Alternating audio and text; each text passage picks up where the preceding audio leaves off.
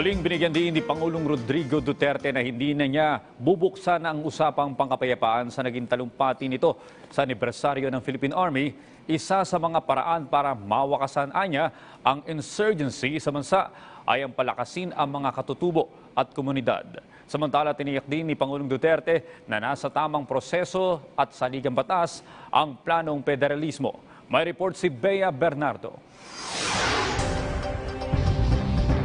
Permanente nang ipinatigil ni Pangulong Rodrigo Duterte ang usaping pangkapayapaan sa pagitan ng pamahalaan at Communist Party of the Philippines. Inanunsyo ito ng Pangulo sa kanyang talumpati sa ika-122 anibersaryo ng Philippine Army sa Taguig City. Aniya, hindi na bukas ang gobyerno sa kahit anumang hakbang o usapin ukol dito sa ilalim ng kanyang termino. I am no longer entertaining any interventions or maybe persuasions in this democratic state of the Republic of the Philippines.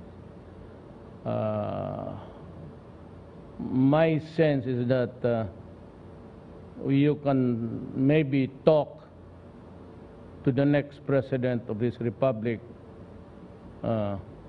one day. Naniniwala ang Pangulo na ang pagpapalakas sa mga katutubong grupo at ng komunidad ang isa sa mga paraan para matapos na ang matagal na problema ng insurgency sa bansa.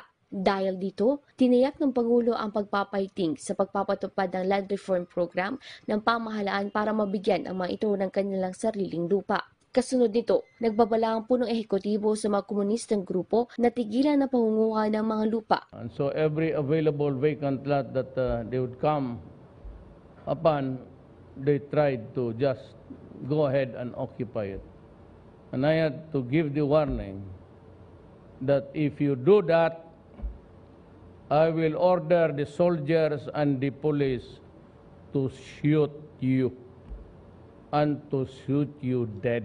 Samantala, tiniyak naman ng Pangulo na naaayon pa rin sa saligang batas ang federalismong hiniling ni Moro National Liberation Front leader Norm Miswari. Ito'y matapos magbenta si Miswari na posibleng magkagulo kung hindi may papatupad ang federal form of government sa bansa. Naman yung federalism na being crafted by Congress, maybe somehow we can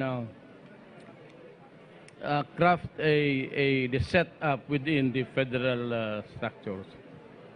Pero it has to go into a process, and I'm sure Chairman Miswari knows that everything must be in accordance with the Constitution.